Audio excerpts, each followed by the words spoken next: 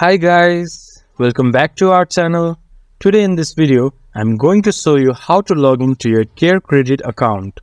To do so, follow some simple steps with me. If you are new to the channel, do subscribe us for more informative videos. Moving on to the video, open your browser and default search engine and search CareCredit and enter the first link. Or you can directly go to www.carecredit.com.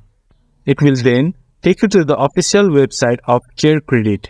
Scroll down a little bit and click Login from the left side of the page. Once the page is loaded up completely, enter your username and password and press Login.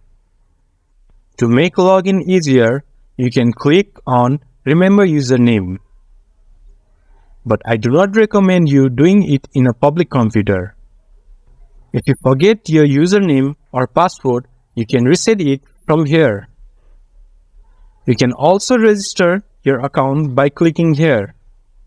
This much for today guys. Comment down your thoughts on this video, and if you guys find our video helpful, subscribe our channel and hit the bell icon. See you guys next time. Bye bye.